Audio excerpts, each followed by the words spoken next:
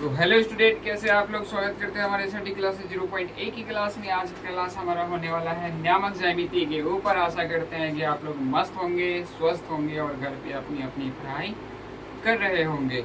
आज का क्लास हमारा होने वाला है नियामक ज्यामिति। नियामक ज्यामिति बेसिकली क्लास 10th का चैप्टर है, जिसमें से इसको 3 भागों में यानी 3 खंडों में भागित किया गया है। इसको तीनों खंडों में अपना अलग अलग चैप्टर है और तीनों चैप्टर में अलग अलग फॉर्मूलाज आते हैं और इससे कुछ ना कुछ हर एक साल बिहार बोर्ड की तरफ से क्वेश्चन पूछा ही जाता है। जैसे में कि 2 नंबरी 1 नंबरी क्वेश्चन इससे ही पूछा जाता है, जो कि नियामक ज्यामिति से ही आता है। नियामक ज्यामिति में हमने बताया कि 3 चैप्टर होते हैं, तो तीनों चैप्टर का कुछ ना कुछ फॉर्मूला होगा, लिख लेते हैं। सबसे पहले तो हमें नियामक ज्यामिति, जिसको इंग्लिश में बोलते हैं कोऑर्डिनेट ज्योमेट्री।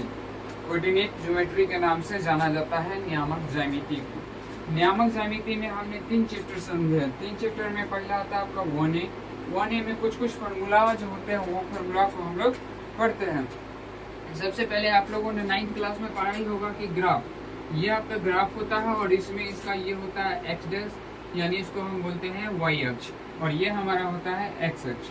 इधर आते हैं तो एक्स डैश हो जाता है और इधर आते हैं तो वाई डैश हो जाता है। उधर जाते इधर अगर नीचे आए तो माइनस में, इधर आए तो माइनस में। और आप लोगों ने ये पढ़ा होगा कि इसका मान होता है 0,0, यानी ये मूल बिंदु होती है।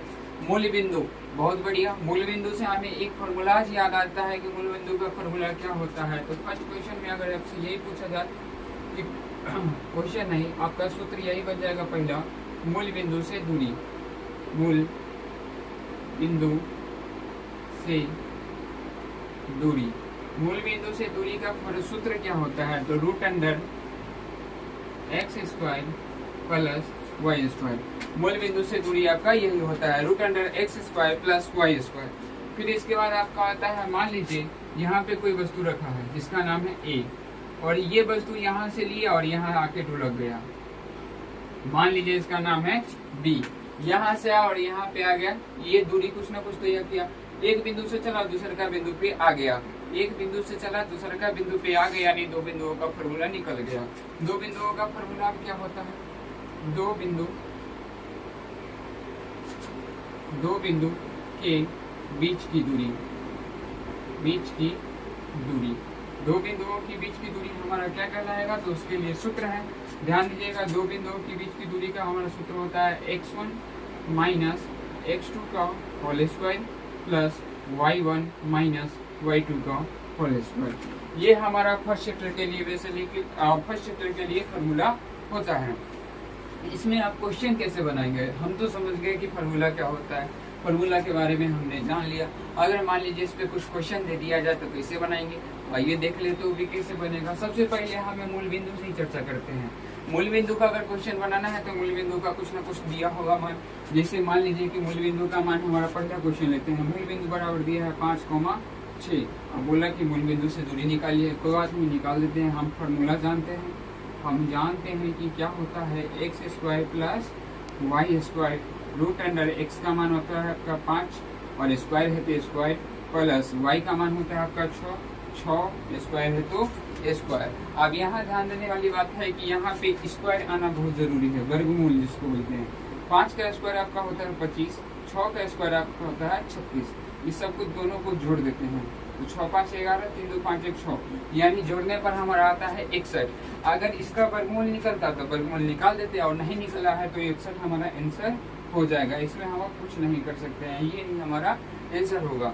उसके बाद हमारा आता है 2 बिंदुओं के बीच की दूरी। 2 बिंदुओं के बीच की दूरी के लिए 2 बिंदु तो देना जरूरी है। मान लीजिए हम यहीं पे आते हैं, हमारा पहला बिंदु है 2,3 और है 3,6। ये हमारा 2 बिंदु हो गया।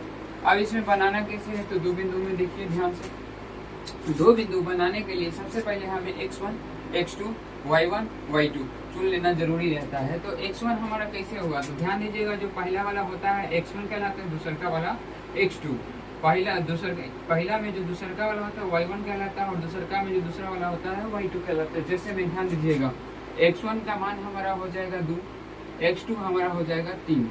उसके बाद y1 का मान हमारा हो जाएगा 3, y2 का मान हमारा हो जाएगा 6। ये हमारा सूत्र का मेन प्रोसेस निकल गया। अब इसके बाद क्वेश्चन बना के देखते हैं। हम सूत्र क्या जानते हैं? तो सूत्र जानते हैं x माइनस x2 का whole square plus y1 minus y2 का होल स्क्वायर। अब ध्यान दीजिएगा कि x1 का क्या है, तो x1 हमारा 2 है, माइनस x2 क्या है, तो 3 है, 2 माइनस 3 का होल स्क्वायर प्लस y1 हमारा क्या है, तो 3 है, और y2 हमारा क्या है, तो 6 है। 2 माइनस 3 का होल स्क्वायर और 3 माइनस 6 का होल स्क्वायर। अब ध्यान दीजिएगा, इसमें से घटाइएगा तो क्या होगा, 2 में से 3 गया तो माइनस 1। ध्यान दीजिएगा, पहले छूटे छूटे कोई दिक्कत नहीं है, माइनस नहीं छूटना चाहिए, काहे कि माइनस बहुत खतरनाक होता है, अगर माइनस को वो लग गया तो गड़बड़ा जाता है। ध्यान दीजिएगा, पर यहाँ माइनस का कोई काम नहीं, क्या है कि आप लोग भी जानते हैं माइनस गुना माइनस क्या हो जाता है, प्लस हो जाता है। जब माइनस माइनस आपस में मिलते हैं तो प्लस का काम करते हैं। प्लस में यहाँ पे 3 में से 6 जाएगा तो बचेगा -2 का होल स्क्वायर। अब दोनों का स्क्वायर करते हैं, 1 का स्क्वायर आपका 1 ही हो जाएगा, 2 का स्क्वायर आपका 4 हो जाएगा। इधर आते देखिएगा 1 प्लस 4, हमारा रूट अंडर कितना आ गया, 5। अब इसका रूट तो निकाल नहीं सकते, यानी हमारा आंसर क्या हो जाएगा, यही हमारा आंसर हो जाएगा। यहाँ तक लिए आप लोगों को समझ में आया होगा। समझ में आया हो तो एक बार लाइक शेयर सब्सक्राइब जरूर कीजिएगा। मिलते हैं नेक्स्ट टॉपिक के साथ अगले क्लास में। तब तक के लिए 2 लाइन है कि किसी ने नींद खरीदी नम बिस्तर से, किसी का बरसों पुराना सपना टूट गया। किसी ने नींद खरीदी नम बिस्तर से, किसी का बरसों पुराना सपना टूट गया। मलाल ये नहीं थी कि चोरी टूटी, मलाल ये था कि बरसों पुराना रिश्ता छूट गया। ठीक है, मिलते हैं नेक्स्ट।